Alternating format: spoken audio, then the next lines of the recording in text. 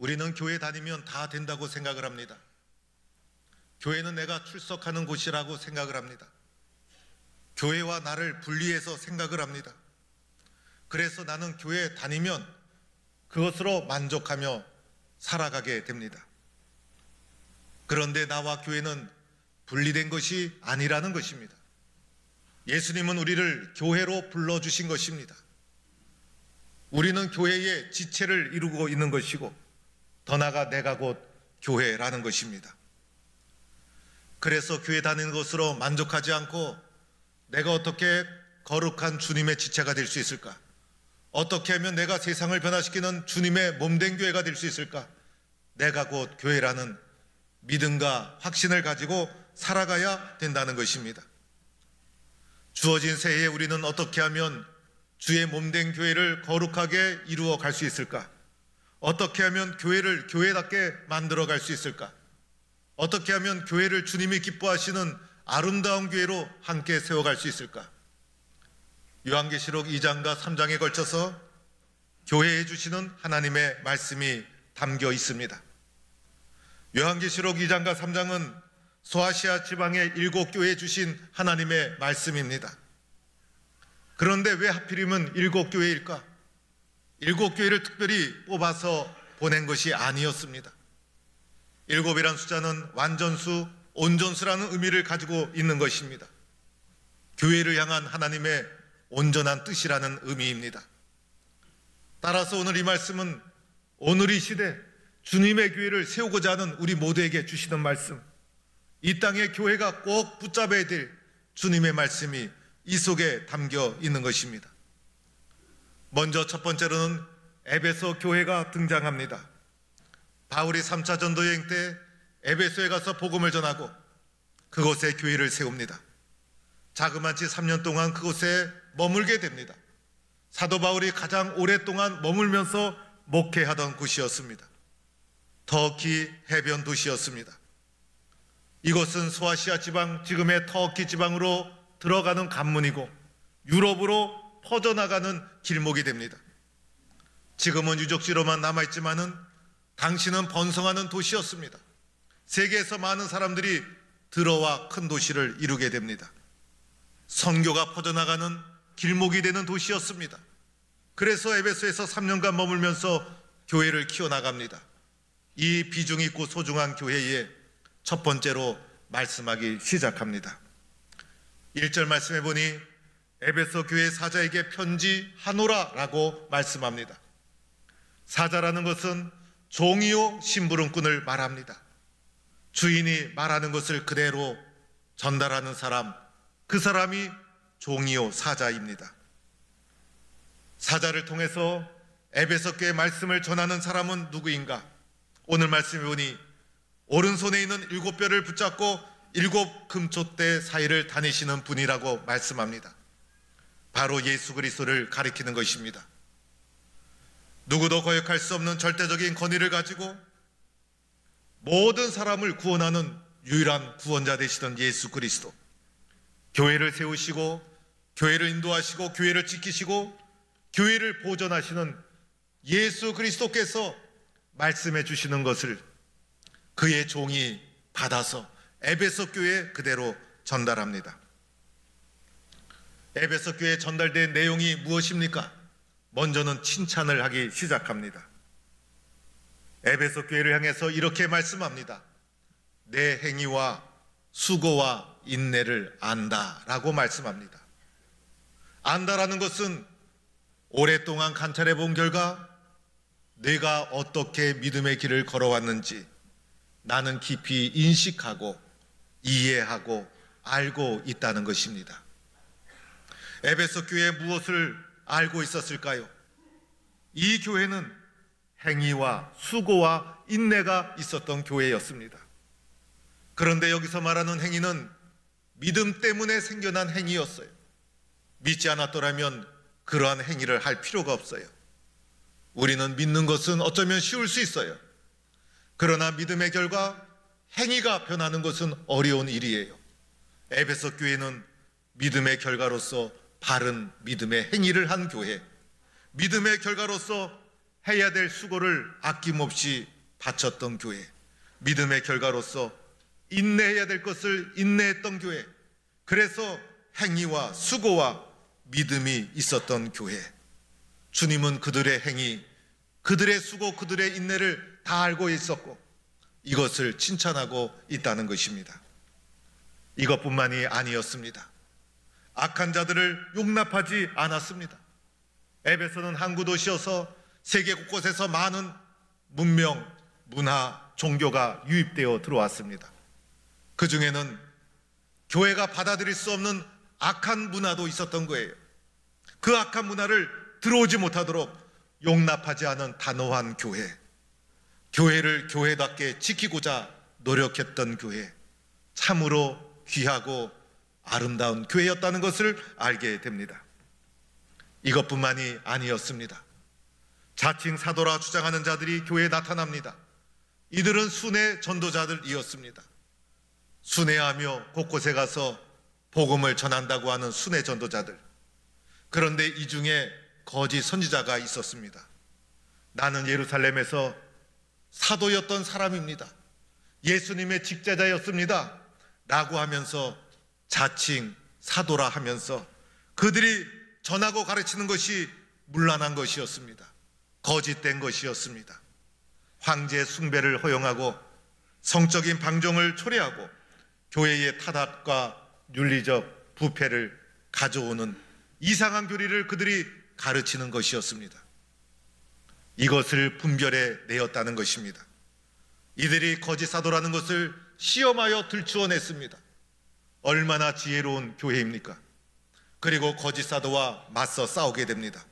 그들을 교회에서 추방하게 됩니다. 예수님의 이름을 위해서 이 과정 속에서 참고 견디고 게으르지 않았습니다. 에베소 교회는 참으로 본이 되는 교회였고 훌륭한 교회였다는 것을 알게 됩니다. 여러분, 교회에 나오는 이유가 무엇입니까? 교회에 나오는 이유는 은혜 받기 위해서, 은혜 받기 위해서. 주님, 저에게 은혜를 주옵소서. 주님의 은혜가 있어야 우리는 살아갑니다. 그런데 은혜 받기는 쉬워도 받은 은혜를 가지고 수고하고 인내하고 땀 흘리며 심지어 거짓 사도와 싸워나가는 수고를 아끼지 않는 것, 이것은 쉬운 일이 아닙니다. 그런데 에베소 교회는 이렇게 수고하는 교회였다는 것입니다. 에베소 교회는 예수님을 위해서 수고했죠. 예수님 때문에 인내했죠. 예수님 때문에 참고 견디어 나갔죠. 예수님 때문에 바른 행위에 순종했죠. 예수님 때문에 악한 것들을 용납하지 않았죠. 예수님 때문에 거짓 사도를 분별해 내었죠. 참으로 훌륭한 교회라는 것입니다. 에베소 교회의 이런 모습은 우리들에게 이렇게 묻고 있는 것입니다. 당신은 예수님 때문에 얼마나 수고합니까? 당신은 예수님 때문에 얼마나 인내합니까? 당신은 예수님 때문에 얼마나 견디고 참아내고 있습니까? 당신은 예수님 때문에 바른 행위를 선택하고 있습니까? 당신은 예수님 때문에 교회를 위해서 희생을 아끼지 않습니까? 이렇게 우리에게 묻고 있는 것입니다. 에베소 교회처럼, 에베소 교회 성도처럼 이렇게 성숙한 성도가 될 수 있기를 주의 이름으로 축원합니다. 그런데 에베소 교회가 이런 칭찬만 받은 것이 아니었습니다. 예수님께서는 마지막에 책망하기 시작합니다. 도대체 에베소 교회가 이렇게 훌륭함에도 불구하고 무슨 책망받을 것이 있었는가? 그것은 처음 사랑을 잊어버렸다는 것입니다. 사랑을 잃어버린 교회, 사랑이 식어버린 교회, 예수님에 대한 첫사랑을 버린 교회, 그것이 에베소 교회였습니다. 우리는 에베소 교회의 사랑이 식어진 이유를 이해할 수 있습니다. 왜냐하면 거짓 사도와 진리를 지키기 위해 싸우다 보니, 교회를 위해서 인내하고 수고하다 보니, 교회를 위해서 헌신하다 보니, 예수님 때문에 겪어야 될 어려움과 힘든 것을 인내하며 헤쳐나가다 보니 그만 그 속에 소중한 사랑이 식어지고 말았다는 것입니다. 그러나 이 사랑을 잃어버리면 안 되는 것입니다. 하나님은 사랑이십니다. 사랑을 잃어버리면 아무것도 아닙니다. 사랑을 잃어버리면 교회의 능력은 사라지고 마는 것입니다. 교회가 세상 속에 드러낼 능력이 있다면 사랑의 능력인 것입니다. 사랑 없는 수고, 사랑 없는 인내, 사랑 없는 희생이 도리어 상처와 갈등을 초래합니다. 사랑 없는 수고 때문에, 사랑 없는 열심 때문에 때로는 교회가 고통받습니다. 사랑이 없으면 아무것도 아닙니다. 사랑이 없으면 하나 될 수 없습니다. 사랑이 없으면 서로를 용납할 수 없습니다. 에베소 교회가 잃어버린 사랑이 도대체 어떠한 사랑입니까? 처음 사랑 아닙니까? 내가 주님을 처음 만났을 때, 처음 사랑, 처음 은혜, 그때 여러분의 심정이 어떠했습니까? 그 사랑, 그 처음 사랑을 잃어버리고 말았다는 것입니다. 처음 사랑을 잃어버렸다는 것은 신앙이 변질되고 말았다는 것입니다. 예수님의 사랑과 영원 사랑은 분리되지 않습니다. 그러나 주님을 향한 사랑이 우선되어야 합니다. 주님을 향한 사랑이 뜨겁게 살아나면 자연스럽게 영혼을 향한 사랑으로 흘러가게 되는 것입니다. 주님을 향한 사랑, 영혼을 향한 사랑으로 교회가 하나 되어야 함에도 불구하고 사랑이 식어지고 말았습니다. 예수님께서 제자들에게 새 계명을 준다라고 말씀하셨죠. 새 계명, 얼마나 소중한 계명입니까? 그런데 새 계명을 주면서 목사가 되라, 선지자가 되라, 사도가 되라 이렇게 말씀하지 않았습니다. 새 계명을 주노라 말씀하시면서 서로 사랑하라, 서로 사랑하라. 이것이 바로 너에게 주는 새 계명이다. 하나님 사랑과 예수님 사랑과 영원 사랑, 이것을 잃어버리면 아무것도 아니다. 교회의 가장 중요한 기초는 바로 사랑. 교회는 주님의 사랑 위에 세워진 공동체인 것입니다. 기초가 무너지면 엄청난 참사가 벌어지게 됩니다. 이번에 포항 지진이 일어났을 때 필로티 건축 방식으로 세워진 건축물들, 기초가 약해서 기둥이 무너집니다. 견딜 수가 없는 것입니다. 교회의 기초는 바로 사랑. 이 기초가 무너지면 엄청난 참사가 일어날 수도 있다는 것입니다. 그러나 사랑이 충만하면 얼마나 기쁜지, 얼마나 위로가 되는지, 얼마나 큰 능력이 생기는지, 얼마나 힘이 되는지. 사랑이 회복되면 두려울 것이 아무것도 없습니다. 사랑이 회복되면 어떠한 시련과 환난도 넉넉히 이길 수 있습니다. 사랑이 충만하면 모든 영혼을 수용할 수 있습니다. 흠이 보이지 않습니다. 용서하게 됩니다. 그러나 사랑이 식으면 그때부터 문제가 발생합니다. 모든 것은 사랑의 문제. 많은 사람이 모여도 사랑이 없으면 소용이 없어요. 아무리 예배당이 잘 지어졌어도 사랑이 없으면 아무 소용없어요. 가정도 마찬가지 아닙니까? 아무리 잘난 남편이랑 살아도 사랑이 없으면 무슨 소용이 있어요? 아무리 괜찮은 아내와 살아도 사랑이 없으면 무슨 소용이 있어요? 모든 것은 사랑의 문제. 사랑이 없는 것이 지옥이고 사랑이 넘치는 것이 천국인 것입니다. 우리는 우리 자신에게 이렇게 물어봐야 합니다. 나는 예수님을 얼마나 사랑하는가? 나는 예수님을 얼마나 사랑하는가? 이렇게 물어봐야 되는 것입니다. 저는 어느 교회를 방문했다가 이런 말을 들은 적이 있었습니다. 목사님, 우리 교회는 저력 있는 교회입니다. 제가 궁금해서 물어봤어요. 무슨 저력입니까? 그러자 하시는 말씀이 우리 교회는 박사가 몇 명, 교수가 몇 명, 의사가 몇 명. 그래서 제가 그냥 웃고 말았습니다. 세상 지식이 많아도 사랑이 없으면 아무것도 아니에요. 어떤 교회는 이렇게 말합니다. 우리 교회는 역사와 전통이 있는 저력 있는 교회입니다. 여러분, 사랑이 식으면 아무것도 아니에요. 도리어 사랑의 저력이 있어야 합니다. 우리는 사랑의 크기가 얼마나 되는가? 나는 주님을 얼마나 사랑하는가? 나는 다른 영혼을 얼마나 사랑하는가? 우리 교회의 사랑의 크기는 얼마인가? 우리 교회의 용서의 크기는 얼마인가? 나는 주님을 사랑하는가? 내 속에 주님을 사랑하는 그릇이 크게 준비되어 있는가? 사랑의 크기가 얼마인가를 살펴보아야 하는 것입니다. 사랑이 식어버리면 책임감과 의무감만 남아버리게 됩니다. 생명력을 상실한 교회로 전락하고 마는 것입니다. 혹시 우리 교회는 그렇지가 않은지, 나는 그렇게 예수 믿고 있지 않은지, 예수님에 대한 사랑이 식어지지 말아야 되는데 주님을 향한 사랑이 식어지지는 않았는지 나를 돌아봐야 합니다. 이 문제를 어떻게 해야 하는가? 이 문제를 어떻게 해야 되는가?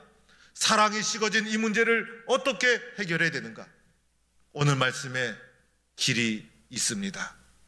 오늘 말씀에 사랑의 회복의 길을 이렇게 제시합니다. 첫째는 어디서 떨어졌는가를 생각하라는 것입니다. 여러분 잘 생각해야 합니다. 나는 어디서 떨어져 나왔는가? 내가 있어야 할 곳이 어디인가? 지금 나는 어디에 있는가? 내가 있어야 될 신앙의 모습, 영적인 모습은 어디인가? 나는 어디로부터 떨어져 나왔는가? 지금 나는 잘하고 있는가? 나는 주님으로부터 얼마나 떨어져 있는가? 내가 잃어버린 것이 무엇인가? 내가 회복해야 될 것이 무엇인가? 생각해야 합니다. 생각하는 자만이 길을 찾아갈 수가 있는 것입니다. 나는 이대로 믿음 생활을 계속해도 안전한가?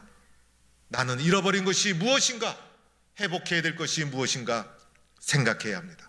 두 번째는 회개해야 합니다. 생각의 결과 바르게 생각한 사람은 분명히 회개할 것이 있을 것입니다. 주님, 나는 하나님의 사랑에서 멀리 떨어져 있습니다.